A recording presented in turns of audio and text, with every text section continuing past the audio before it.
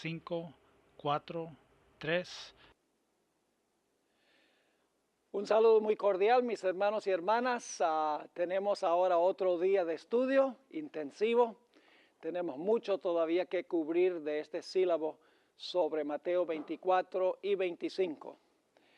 Antes de comenzar, queremos hacer lo que hacemos todos los días antes de comenzar nuestro estudio. Y es orar para que Dios bendiga nuestro estudio durante el curso del día. Así que vamos a inclinar nuestros rostros y vamos a orar a nuestro Dios. Padre Celestial, venimos ante tu trono agradeciéndote por la vida que nos das este día. Gracias, Señor, por todas las abundantes bendiciones que tú derramas sobre nosotros. Cosas que a veces tomamos por sentado, pero que son bendiciones de tu mano. Pedimos, Señor, que tú nos acompañes durante el curso de este día. Te pedimos que ilumines nuestras mentes, abras nuestros corazones y nos capacites para compartir el mensaje para este tiempo. Gracias, Padre, por escuchar nuestra plegaria, porque te lo imploramos en el nombre precioso de Cristo, nuestro Salvador. Amén. Quiero mencionarles al comenzar nuestro estudio de hoy que no vamos a estudiar el capítulo número 5 del sílabo y tampoco vamos a estudiar el capítulo número 7 del sílabo. Espero que ustedes hayan leído esos dos capítulos en el tiempo libre que tuvieron ayer. Por eso es que dejamos a las 4 de la tarde libre todo el resto de la tarde y la noche para que puedan leer esos capítulos. Ahora, nada más para darles un poquito de marco en cuanto a esos capítulos. El capítulo 5 demuestra que en la década de los 1880 hubo un intento de introducir una ley dominical en los Estados Unidos. Y ustedes notarán varias características allí de ese movimiento, lo que decían los ministros, las organizaciones que se unieron, etcétera. Muy parecido al panorama que presenta el espíritu de profecía. Y luego en el capítulo 7, que no vamos a estudiar lamentablemente, los que van a ver esta presentación en DVD o por televisión o están viendo por live streaming, les recomiendo que consigan el sílabo porque es indispensable para entender todo lo que estamos estudiando en esta clase. Pero el capítulo 7, que se titula El retorno de las águilas, demuestra que algo muy parecido sucedió en los años 1980, 1990 y aún hasta principios de la década de los 2000. Hubo un movimiento religioso muy parecido al que ocurrió en los años 1880, queriendo unir la iglesia con el Estado, cambiar la constitución para introducir oficialmente el cristianismo como la religión oficial de los Estados Unidos. Es decir, el panorama que presenta la hermana White no es un panorama imaginario, porque se ha demostrado ya en la década de los 1880 y también en la década de 1980, 1990 y principios del año 2000, que eso es precisamente lo que quieren los líderes religiosos en los Estados Unidos. Ahora, lo que quiero que estudiemos en esta mañana es la lección número 6. Vamos a estudiar esta lección a la luz del capítulo 5 y el capítulo 7, que no vamos a estudiar porque son capítulos que tratan aspectos históricos. Pero quiero cubrir el capítulo 6 porque ahí la hermana White presenta el panorama de cómo se va a introducir en los Estados Unidos al final de la historia la ley dominical. Es un capítulo que se basa en la perspectiva que presenta el espíritu de profecía sobre eventos finales.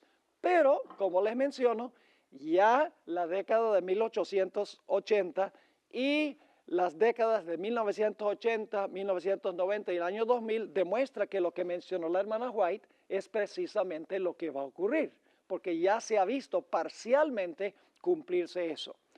Ahora vamos entonces a la lección número 6 que se encuentra en la página 63, página 63 de nuestro sílabo. Vamos a repasar brevemente lo que nosotros estudiamos ayer, nos dimos cuenta que en Mateo el capítulo 24 vinieron las águilas de Roma en el estandarte cuando los cristianos en la ciudad vieron la señal que hicieron, huyeron y luego entonces vino un periodo de tribulación para ellos. Nos dimos cuenta que el paralelo de eso que traza el espíritu de profecía es que la nación que tiene un águila como su emblema y que tiene un sol en su sello oficial va a imponer ya no la adoración al sol, sino la adoración en el día del sol. Esa nación es los Estados Unidos de América. Y esto no es una conjetura porque ya esto ha sucedido una vez, como les mencioné, y luego sucedió otra vez en tiempos recientes. Ahora, no voy a tratar el subtítulo ¿Por qué no se impuso la ley dominical en 1888? Ustedes pueden leer esa sección. Sencillamente voy a mencionar que hay dos razones por las cuales en 1888 finalmente no hubo una ley dominical. Aunque se llevó ante el Senado y se quería una ley dominical, no se materializó por dos razones. Número uno, porque la iglesia no estaba preparada. La ley dominical está vinculada con el derramamiento de la lluvia tardía y el fuerte clamor de Apocalipsis 18. La iglesia en ese tiempo no estaba preparada para eso. Es más, la iglesia rechazó el mensaje de 1888. Así que Dios no pudo cumplir todas las profecías como nosotros conocemos como adventistas. La segunda razón es que el mundo tampoco estaba preparado. El evangelio no se había predicado a todo el mundo. Los eventos del mundo no se prestaban para el cumplimiento de la profecía de la ley dominical en la década de los 1880.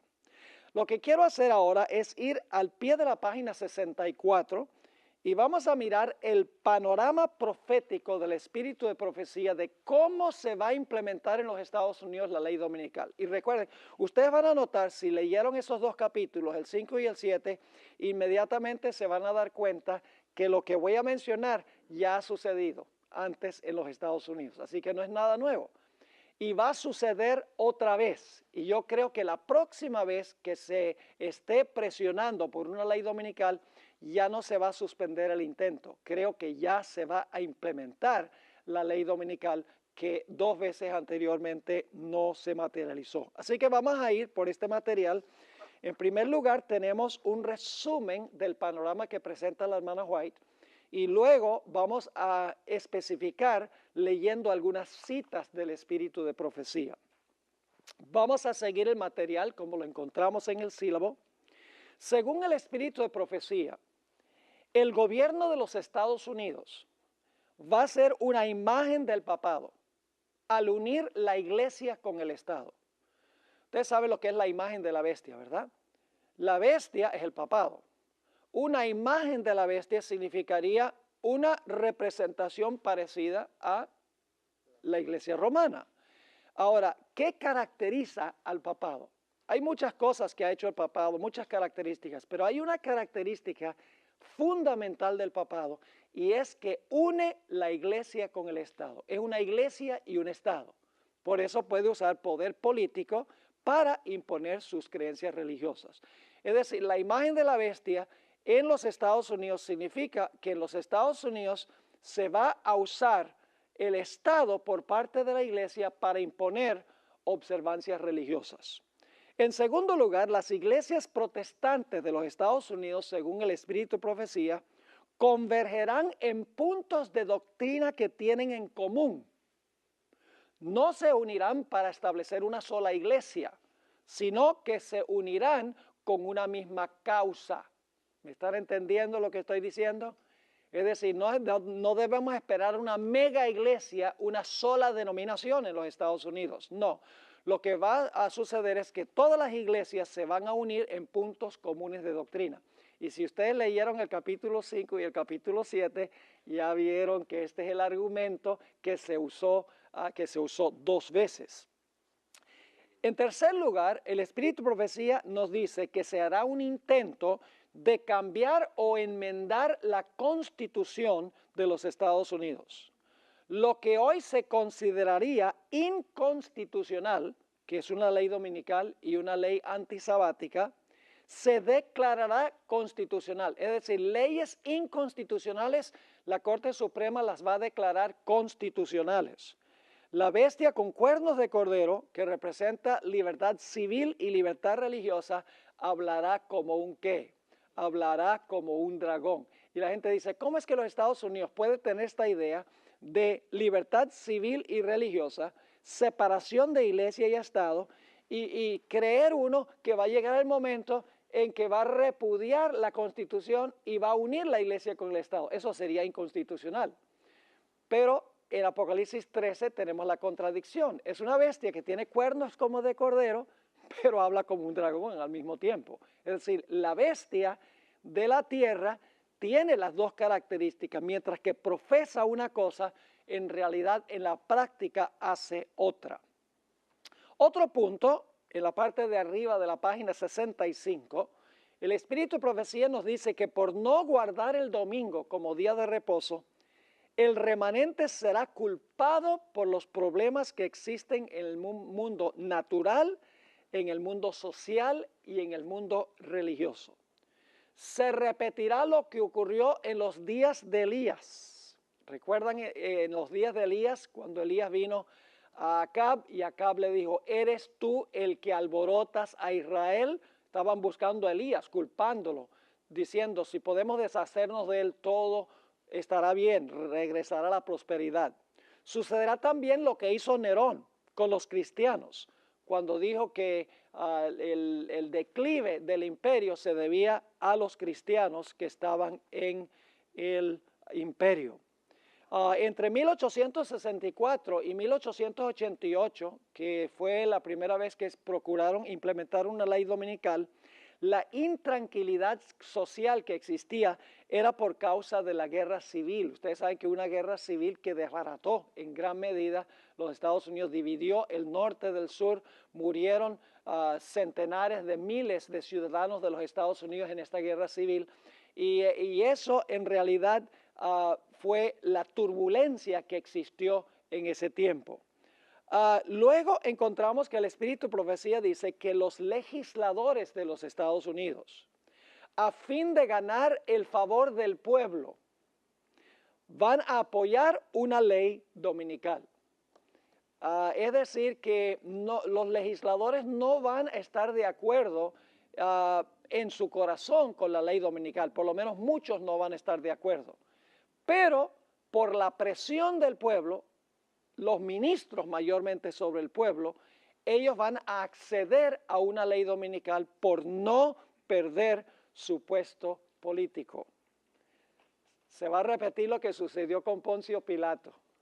Yo tengo una presentación sobre los eventos finales de Jesús y demuestro cómo en los días de Jesús se unió la iglesia con el poder civil. La iglesia apóstata judía apeló al gobierno romano para crucificar al Señor Jesucristo. Y Pilato 4 veces públicamente dijo, este hombre es inocente, este hombre no tiene ninguna culpa. Y sin embargo Pilato lo condenó. El líder político instigado por la iglesia condenó a Jesús por no perder su puesto político. Dijo, el pueblo le dijo, si tú no condenas a este hombre, no eres amigo de César. Es decir, te vamos a acusar con César y César te va a quitar de tu puesto político. Es interesante estudiar los eventos finales a la luz de los eventos finales de Jesús. Se va a repetir al pie de la letra lo que pasó con Jesús, con su pueblo también. Siguiente punto. Algunos congresistas apoyarán la ley dominical no por convicción, sino por temor a perder su posición política. Ahora escuchen bien. Según el Espíritu de Profecía, no debemos votar por candidatos que apoyan la unión de la iglesia con el Estado y la legislación religiosa. Dice ella que si votamos por tales candidatos, seremos responsables ante Dios por los pecados que cometen mientras ocupan su puesto político. Es interesante que en 1888, este es un dato muy interesante, El Partido Demócrata tenía el modo de pensar que tienen los republicanos de hoy. Los demócratas eran los que especialmente querían legislación religiosa, mientras que en la década de los 1980, 1990 y principios del 2000, es el Partido Republicano los que han estado presionando por legislación religiosa. Siguiente punto, los líderes del movimiento a favor de una ley dominical no se darán cuenta en cuanto a las serias implicaciones de lo que están haciendo. No caerán en cuenta cuál es la fuente o cuáles serán las consecuencias de la ley dominical que ellos van a aprobar. Va a suceder como en los días de Jesús. ¿Recuerdan lo que dijo Caifás? Caifás dijo, es necesario que este hombre muera para salvar a la nación, porque si este hombre no muere, vienen los romanos y nos quitan la nación. La hermana White dice que el mismo argumento se va a usar. Si no acabamos con esta gente, lo que va a pasar es que la nación de los Estados Unidos se va a desbaratar y va a dejar de existir, va a perder su poder. Por eso es necesario acabar con esta gente. Es decir, se va a repetir el mismo argumento que se usó en los días de Jesús. Y los líderes no se van a dar cuenta de las serias implicaciones, porque si Caifás hubiera estado vivo en el año 70, cuando fue destruida Jerusalén, se daría cuenta cuál fue el resultado de su decisión. Ahora, siguiente punto. Esto nos hace pensar de lo que ocurrió en los días de Asuero en la historia de Esther. El consejero religioso del rey lo convenció de que los judíos eran una amenaza para la estabilidad del reino. ¿Recuerdan eso? Que fue Amán y le dijo al rey, mira, hay un pueblo esparcido en todas partes, tienen leyes diferentes, no obedecen las leyes del rey, no conviene tenerlos, porque si la gente no obedece las leyes, va a haber insurrección y va a haber problemas en el reino, tienes que deshacerte de ellos. Pero era mentiroso, ¿verdad que sí? ¿Qué sucedió cuando el rey Asuero se despertó y se dio cuenta que su consejero lo estaba engañando? Se llenó de ira, fue contra el que lo había aconsejado mal. Eso mismo va a suceder al final de la historia. En Apocalipsis 17, 16 dice que los reyes con quienes fornicó la ramera se levantarán contra la ramera y la harán desolada, desnuda. Comerán sus carnes y la quemarán con fuego. Esa es una forma de decir que van a estar bien bravos con ella. En realidad es el castigo que se le daba a una prostituta en el Antiguo Testamento. El siguiente punto, los protestantes le pedirán a los católicos que apoyen la ley dominical nacional. A veces pensamos que son los católicos que le van a decir a los protestantes que ellos impongan una ley dominical, y eso puede tener un elemento de verdad, pero los protestantes van a pedirle a los católicos que apoyen en los Estados Unidos una ley dominical según el espíritu de profecía. No serán los católicos los que persuadan a los protestantes, sino los protestantes que persuadirán a los católicos. Por eso es que la segunda bestia de Apocalipsis 13 hace una imagen de la primera bestia para favorecerla y ayudarla a recuperar su poder. Al pie de la página, la ley dominical con el transcurso del tiempo se convertirá en una ley antisabática. Es decir, al principio va a ser una ley dominical, todos tienen que guardar el domingo. Pero finalmente lo que sucederá es que harán una ley que prohíba también guardar el sábado. Y eso, claro, sería una ley inconstitucional. Y sería una violación de las primeras dos cláusulas de la primera enmienda de los Estados Unidos. La primera enmienda dice que el Congreso no puede hacer ninguna ley que establezca religión, ni que prohíba que la gente practique su religión. ¿Sería una violación de eso implementar el Congreso una ley dominical? Lógico, claro que sí, es establecer religión. ¿Sería inconstitucional prohibir que la gente guarde el sábado? Es una violación de la segunda cláusula que dice que la gente puede practicar libremente su religión. Pero eso va a pasar. Es decir, los Estados Unidos va a contradecir lo que está en la Constitución en la práctica. Tiene dos cuernos como cordero, pero va a terminar hablando como ¿qué? Como un dragón. La sierva de Dios dice que se impondrá por la fuerza la marca de la bestia y se perseguirá a los que tienen el sello de Dios. Es decir, no solo se exigirá la observancia del domingo, sino que se prohibirá la observancia del sábado.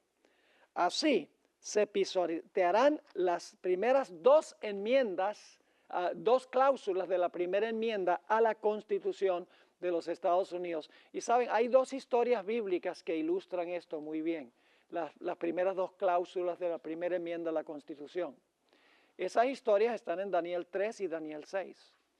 Yo pregunto, cuando Nabucodonosor levantó una imagen y mandó a todos a adorar a la imagen, ¿estaba estableciendo el rey una observancia religiosa? ¿Cómo no?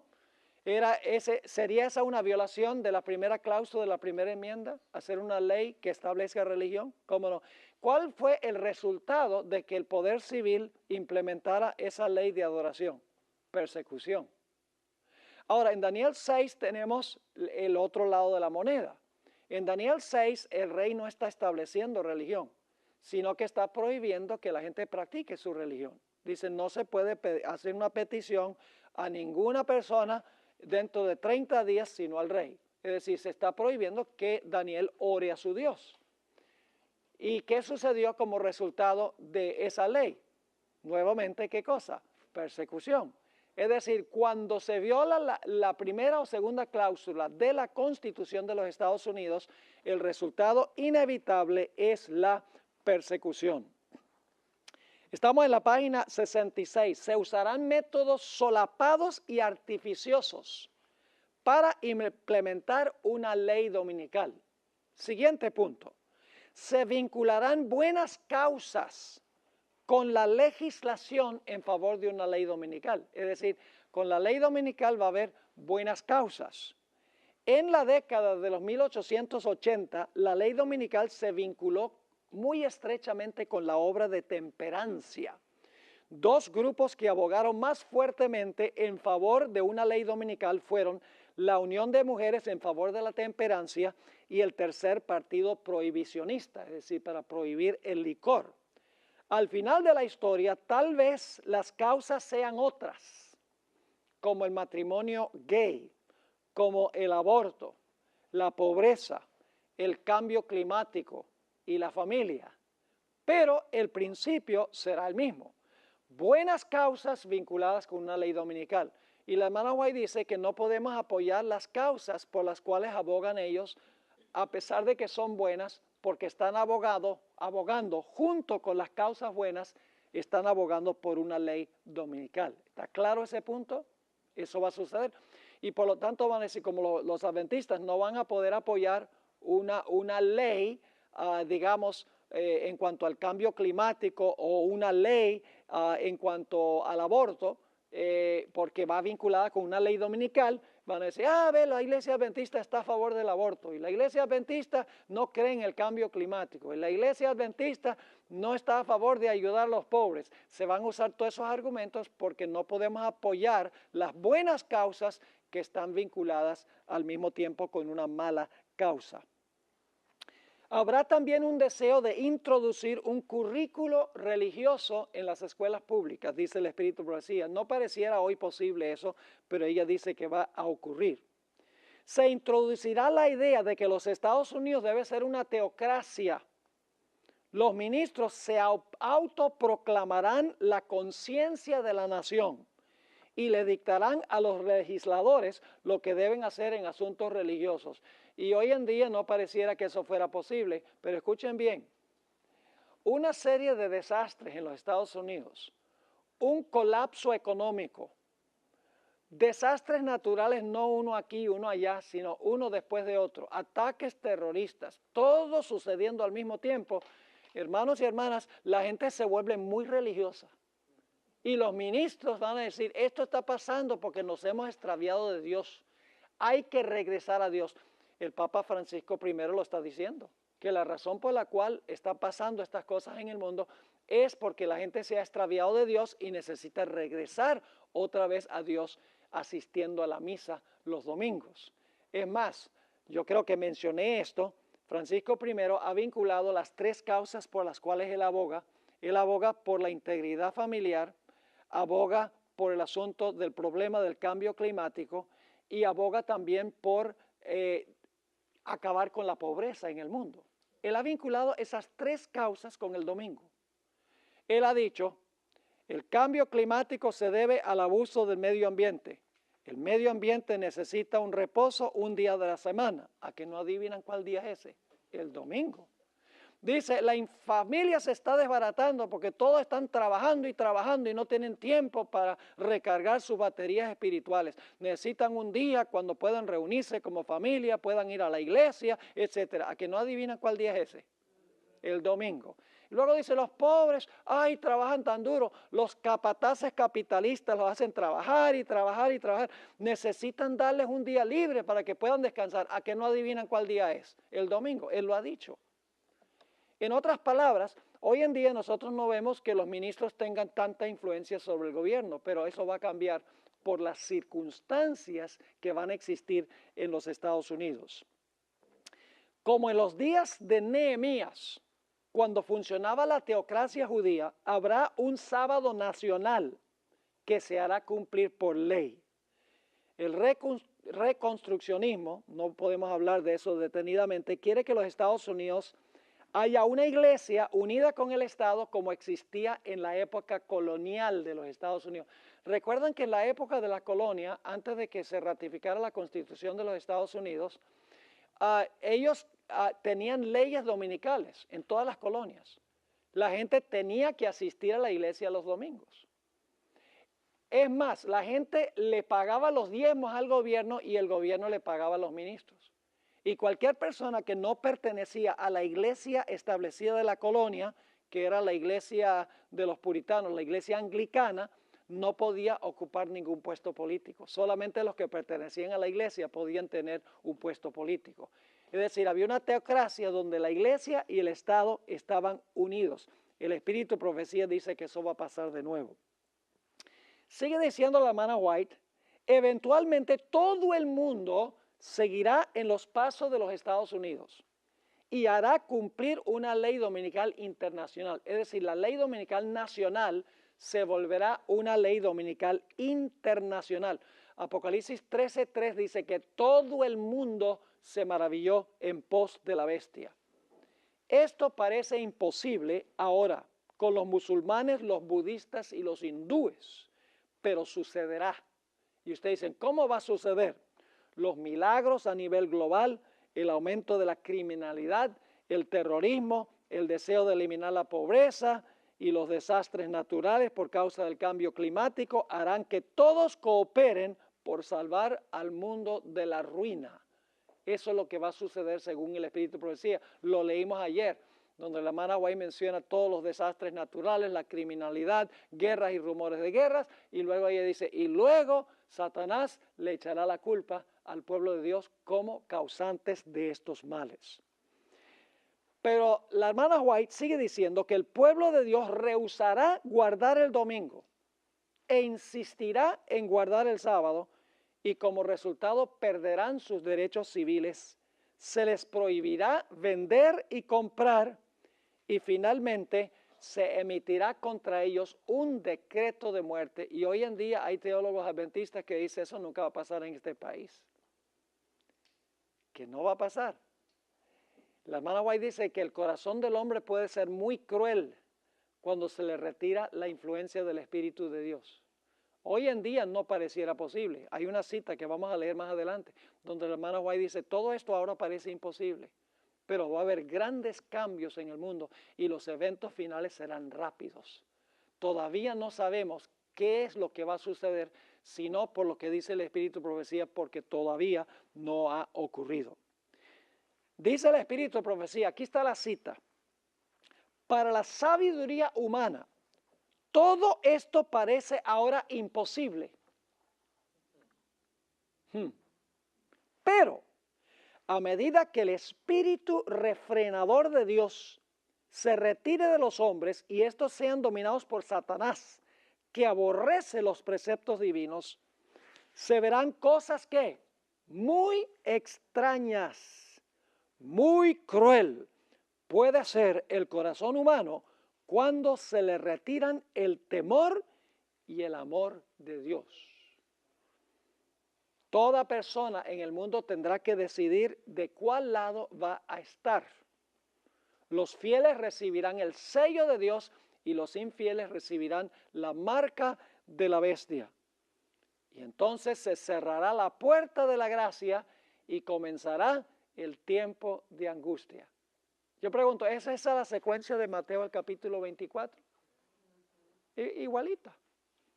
Hemos estudiado ayer la secuencia de eventos que nos llevan hasta el tiempo de angustia. El panorama que presenta el Espíritu de Profecía sigue la exacta secuencia de Mateo el capítulo 24. Es impresionante. Ahora, no hemos estudiado el tiempo de angustia, no hemos estudiado la falsificación de Satanás de la segunda venida, no hemos estudiado de la gran tribulación, no hemos estudiado en cuanto a las señales en el sol, la luna y las estrellas. Eso es lo que tenemos que estudiar hoy y tenemos que estudiar en los dos temas que tenemos mañana. Ahora, vamos a leer algunas citas de la hermana White en el tiempo que nos queda y tal vez vamos a tener que dedicar también parte de la próxima clase a leer estas citas sobre lo que acabamos de mirar en forma de bosquejo. El Espíritu de Profecía es muy definitivo cuando se trata de que en los Estados Unidos se va a unir la iglesia con el Estado. La hermana White repetidas veces dice eso. Vamos a leer aquí algunas citas, no podemos leer todas estas citas porque no nos alcanza el tiempo, pero vamos a leer algunas representativas. En el Conflicto de los Siglos, página 437, dice la sierva del Señor, semejante actitud, es decir, enmendar la Constitución, sería abiertamente contraria a los principios de este gobierno, al genio de sus instituciones libres, a los claros y solemnes reconocimientos contenidos en la Declaración de Independencia y contrarios finalmente a la Constitución. Es decir, unir la iglesia con el Estado sería contrario a la Constitución. Los fundadores de la nación procuraron con acierto que la iglesia no pudiera hacer uso del poder civil, con los consabidos e inevitables resultados, la intolerancia y la persecución. Fíjense, los fundadores dijeron, la iglesia no va a poder usar el poder civil, porque eso es lo que había hecho el papado durante los 1260 años. Sigue escribiendo, la Constitución garantiza que el Congreso no legislará con respecto al establecimiento de una religión, ni prohibirá el libre ejercicio de ella, y que ninguna manifestación religiosa será jamás requerida como condición de aptitud para ninguna función o cargo público en los Estados Unidos. Y luego dice esto, solo en flagrante violación de estas garantías de libertad de la nación es como se puede imponer por la autoridad civil la observancia de cualquier deber religioso. ¿Están captando lo que está diciendo? ¿Sería una violación de la Constitución de los Estados Unidos una ley dominical? Cualquier niñito puede entender eso. Claramente. Porque la Constitución prohíbe que se establezca alguna observancia religiosa. Y prohíbe que el Congreso haga una ley que impida que la gente practique su religión. Pero es que la bestia dice que tiene dos cuernos como de cordero, es decir, en la Constitución se van a preservar esas ideas de libertad civil y religiosa, pero en la práctica se van a violar esos principios. En el Conflicto de los Siglos, página 567, dice la sierva del Señor, Roma tiene su mira puesta en el ¿qué? ¿Qué significa restablecer? ¿Usted puede restablecer algo que ya está establecido? No. ¿Qué quiere decir restablecimiento? Significa que en algún momento perdió su poder, ¿sí o no?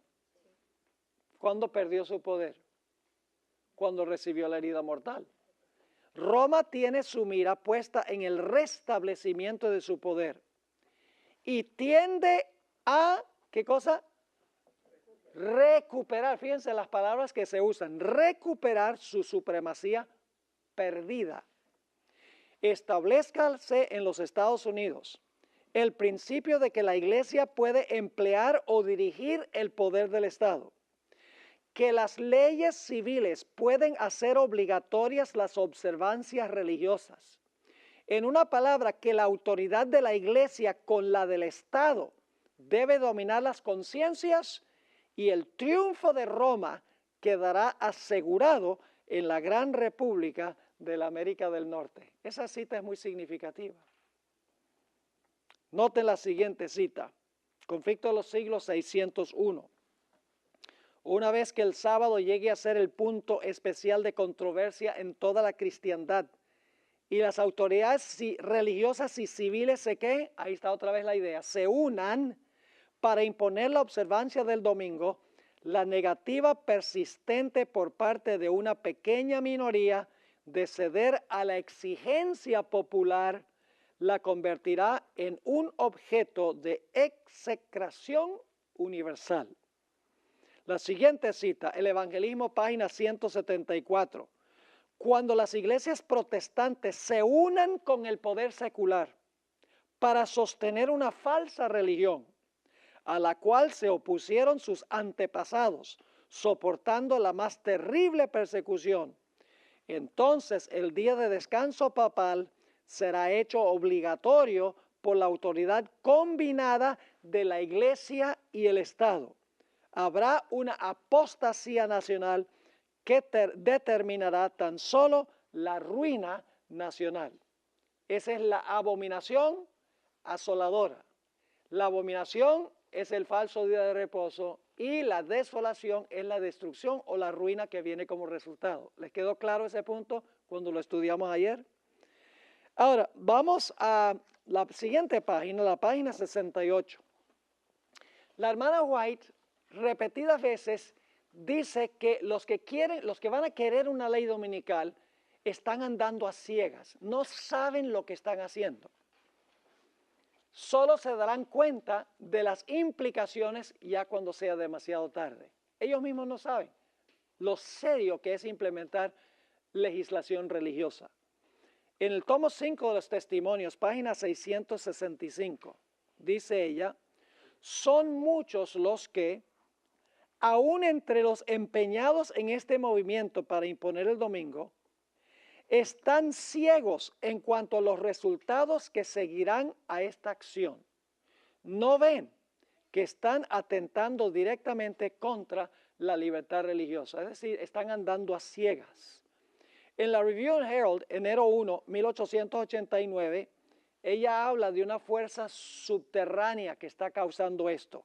Una fuerza satánica está propulsando el movimiento a favor del domingo. Pero obra ¿cómo? Ocultamente. Aún los hombres que están activos en esta obra están ¿qué? Enceguecidos en cuanto a los resultados que resultarán de su movimiento. Los resultados que vendrán de su movimiento. Es que los que quieren la ley dominical ni siquiera se dan cuenta de dónde viene esta idea ni a dónde va a conducir esta idea. ¿Cómo va a conducir a la ruina nacional? Testimonios para la Iglesia, tomo 5, página 427. Esta es mi cita favorita en cuanto a los peligros que representa una ley dominical. Dice, el movimiento en favor del domingo se está abriendo paso ¿cómo? En las tinieblas. Los dirigentes están ocultando el fin verdadero. Y muchos de los que se unen al movimiento no ven ellos mismos hacia dónde tiende la corriente que se hace sentir por debajo de cuerdas. Los fines que profesan son benignos y aparentemente cristianos, pero cuando hablen se revelará el espíritu del dragón. Es decir, este movimiento se está realizando ¿cómo? Se está realizando por subterfugio, por debajo de cuerdas. Los mismos individuos que quieren esta ley dominical no entienden las implicaciones de lo que ellos quieren. Ahora, quiero que noten que los protestantes le darán la mano al papado. A veces pensamos que el papado es el que va a insistir en unirse con los protestantes. No. Los protestantes son los que van a tender la mano para querer unirse con el poder papal. Noten lo que dice en Eventos de los Últimos Días, página 132. Los protestantes volcarán toda su influencia y su poder del lado del papado, mediante un decreto nacional que imponga el falso día de reposo. ¿Qué van a hacer los protestantes? ¿Darán qué? Vida y vigor. ¿Por qué tendrían que darle vida y vigor? Porque tiene una herida mortal, ¿verdad? Dice, le darán vida y vigor ¿a qué? A la corrompida fe de Roma. Y ahora noten la siguiente palabra, ¿qué? Reviviendo su tiranía y opresión de la conciencia. Yo pregunto, ¿el papado se va a portar como se portó en el pasado? ¿Solo peor? ¿A nivel global? Definitivamente. Noten la siguiente cita que se encuentra en Conflicto de los Siglos, página 554. Esta cita es muy reveladora. Los protestantes se han entremetido con el papado. Eso se podría decir hoy. Yo creo que ustedes saben lo que sucedió con Tony Palmer. ¿Recuerdan el evento de Tony Palmer en este congreso? Después que Tony Palmer trajo ese video que tomó con su iPhone a esa convención pentecostal, un protestante, un líder protestante tras otro, viajaron a Roma para encontrarse con el Papa y mostraron gran admiración por el catolicismo romano. Entre esos estaba Rick Warren. ¿Saben quién es Rick Warren? El que escribió La vida con propósito y La iglesia con propósito. La vida con propósito ha vendido más de 50 millones de ejemplares. Se usa inclusive en muchas iglesias adventistas. Muy leído en todo el mundo cristiano. Fue Joel Osteen. ¿Ustedes saben quién es Joel Osteen? Llena un coliseo en Houston, 4 cultos los domingos, completamente repleto, más de 25,000 personas reunidas allí. James Robinson, un evangelista de la televisión, entre otros, fueron allá al Vaticano y cuando los trataron allá bien y pudieron ver todos los lugares internos del Vaticano, no tenían sino cosas maravillosas que decir en cuanto a la Iglesia Católica. Así que aquí dice, los protestantes se han entremetido con el papado y lo han patrocinado, han hecho transigencias y concesiones que sorprenden a los mismos papistas y les resultan incomprensibles. Es decir, el papado dice, esto es demasiado bueno para creerlo. Que los protestantes nos estén extendiendo la mano. Se les ha olvidado cómo nos portamos nosotros en el pasado. Sigue diciendo la sierva del Señor. Los hombres cierran los ojos ante el verdadero carácter del romanismo, ante los peligros que hay que temer de su supremacía. Hay necesidad de despertar al pueblo para hacerle rechazar los avances de este enemigo. ¿Qué clase de enemigo es? De este enemigo peligrosísimo de la libertad civil y religiosa. ¿Ustedes creen que el papado todavía es peligroso para la libertad civil y religiosa? Hoy en día da otra cara. Y la gente dice, no, este sistema ha cambiado. Porque el Papa lava los pies de diferentes religiones, abraza a los leprosos, habla de la necesidad de resolver el problema del cambio climático, de la integridad de la familia, de eliminar la pobreza del mundo, y eso todo suena como Judas Iscariote, que decía lo mismo. Pero es sencillamente una cara que le está presentando el mundo, hasta que pueda cobrar el poder. Y cuando tenga el poder, el mundo se va a despertar, pero va a ser demasiado tarde. No va a poder hacer absolutamente nada. Quiero leer la última cita aquí en la página 68. Cualquier movimiento en favor de la legislación religiosa es realmente una concesión ¿a quién? Al papado, que durante tantos siglos ha guerreado constantemente contra la libertad de conciencia. La observancia del domingo debe su existencia como supuesta institución cristiana al misterio de iniquidad y su imposición será un reconocimiento virtual de los principios que constituyen la misma piedra angular del romanismo.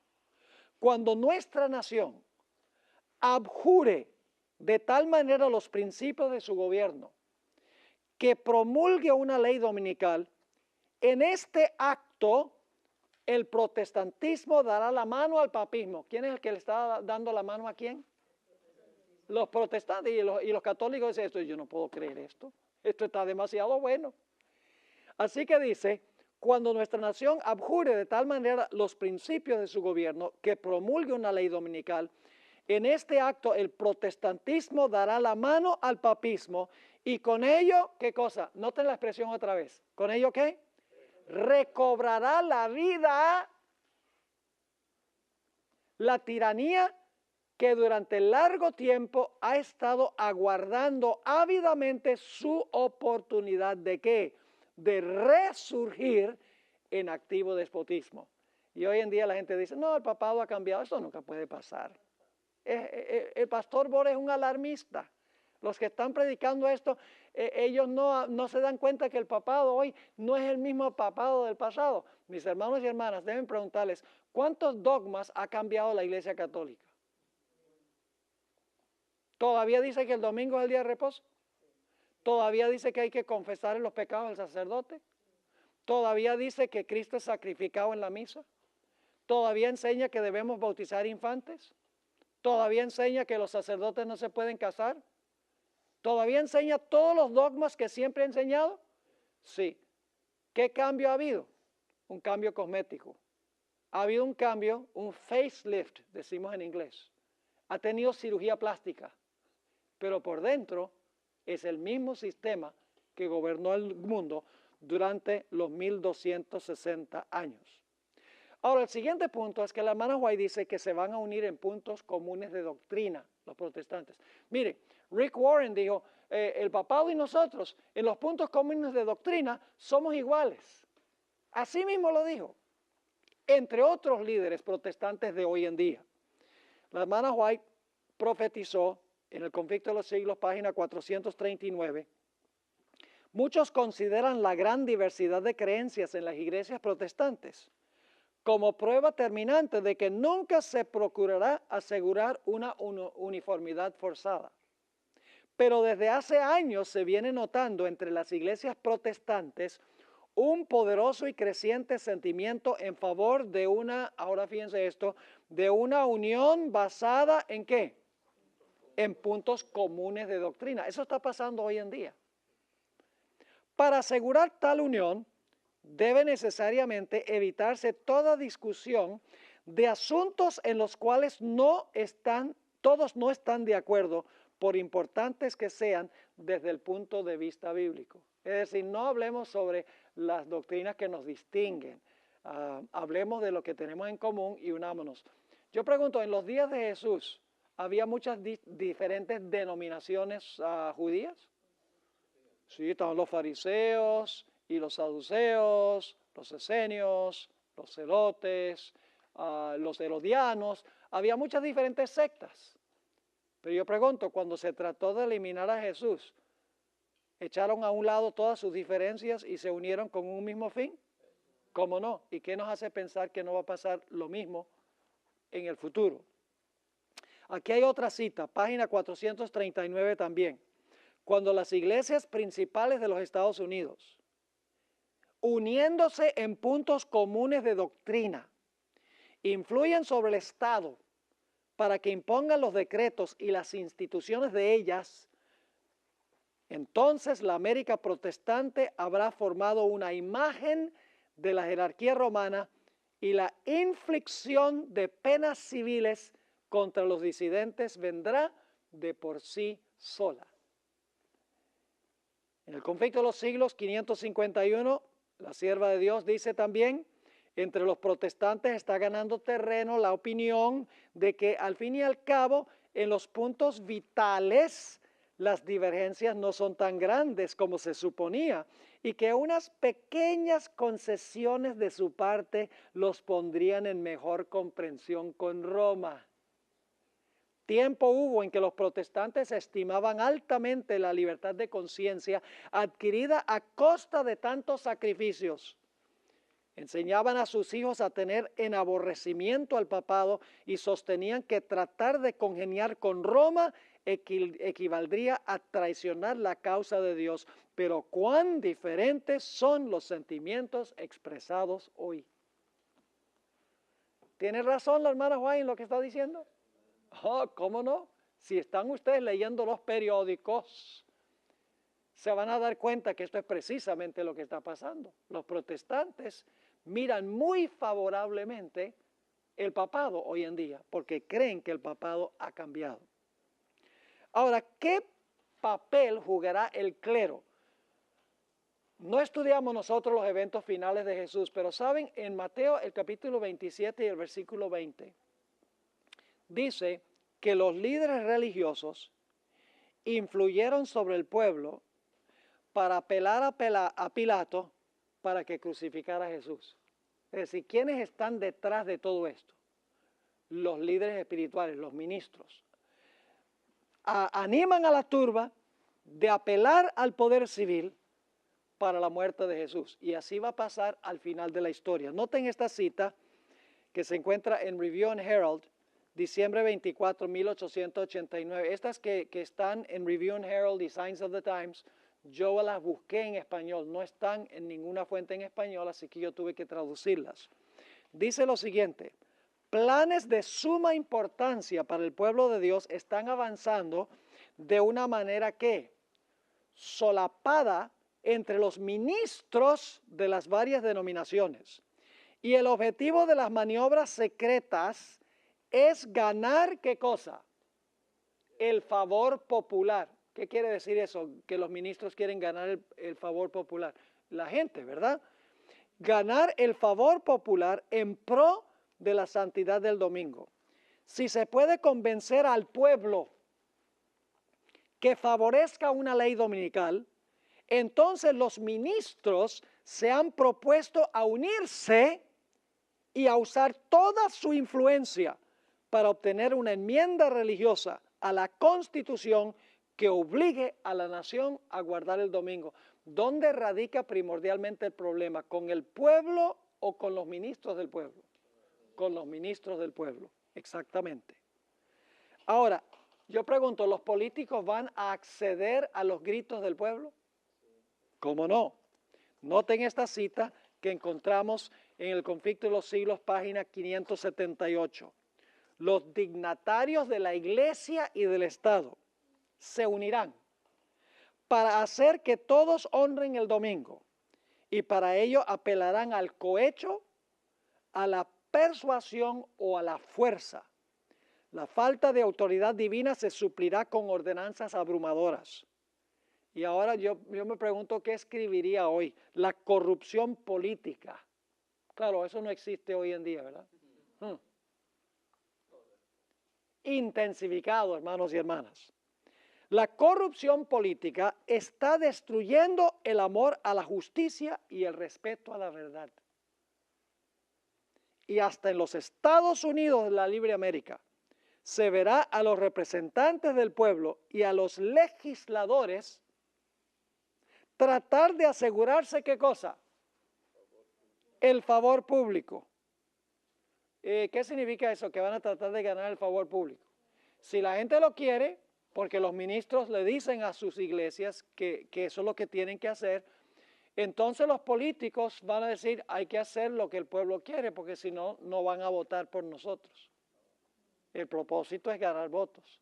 Ustedes saben que ese es el propósito de los políticos. Los políticos dirían cualquier cosa y harían cualquier cosa para ganar votos. Y eso es lo que está diciendo la sierva de Dios. Dice, hasta en los Estados Unidos de la Libre América se verá a los representantes del pueblo y a los legisladores tratar de asegurarse el favor público, doblegándose a las exigencias populares por una ley que imponga la observancia del domingo. La libertad de conciencia que con tantos sacrificios ha costado no será ya respetada. No voy a leer la siguiente cita en su totalidad, solamente la parte de abajo de la cita, eventos de los últimos días 131. La hermana White dice que no debemos votar por candidatos que enseñen que se debe unir la iglesia con el Estado y que debe haber legislación religiosa. La última parte de la cita dice, el pueblo de Dios no debe votar para colocar en sus cargos a tales personas, porque al hacerlo se hacen partícipes de los pecados que ellos cometen mientras están en sus funciones. No hay ningún problema con que votemos, pero tenemos que estar seguros por quién estamos votando y qué cree realmente la gente por quienes estamos votando. Hay que hacer investigación. Es decir, no solamente debemos votar porque un candidato es más simpático o porque dice cosas que nos gusta escuchar. Hay que hacer investigación para ver qué creen ellos en cuanto a la Constitución, a la libertad religiosa y civil, al asunto de la unión de la Iglesia con el Estado, etc. La hermana White también dijo que no debemos nosotros votar por candidatos que quieren introducir un currículo religioso en las escuelas públicas. Dice ella, hablando de lo que querían hacer en la década de los 1880, esto está en el Watchman, mayo 1, 1906, el esfuerzo que hace ahora la Iglesia por convencer al Estado que introduzca la enseñanza del cristianismo a las escuelas públicas no es sino un reavivamiento de la doctrina de obligación en asuntos religiosos y como tal es anticristiana. Y usted dice, pero ¿por qué sería anticristiana? Yo les pregunto esto. Si en la Constitución se pusiera que esta es una nación cristiana, ¿sería esa una violación de la primera enmienda de la Constitución? ¿Sería establecer una religión? Claro. ¿Sería inconstitucional entonces? ¿Cómo no? Introducir a currículo cristiano en las escuelas públicas, que son financiadas por el gobierno, ¿sería inconstitucional? Claro. ¿Y qué pasa con los niños budistas que van a la escuela pública? ¿Qué pasa con los niños musulmanes que van a la escuela pública? ¿Qué sucede con los niños de otras religiones que van a la escuela pública? Entonces, ¿a ellos hay que inculcarles la religión cristiana? No, sería inconstitucional. Y la hermana White lo entendió. Ahora, no significa por eso que estamos en contra del cristianismo. Pero ¿dónde se debe enseñar el cristianismo? Se debe enseñar en el hogar, se debe enseñar en la iglesia.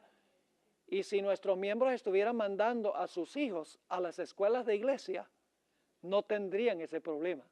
Nunca fue el plan de Dios que nosotros enviáramos nuestros hijos a las escuelas públicas. Dios quería que tuviéramos nuestro propio sistema de escuelas adventistas donde se pudiera inculcar la forma de pensar de la iglesia adventista, pero hoy en día los padres dicen es mucho mejor mandarlos a las escuelas públicas porque sale gratis. Pero a la larga les va a salir bien caro, porque muchos padres pierden a sus hijos. Continuaremos pues estudiando lo que dice la hermana White en la siguiente sesión.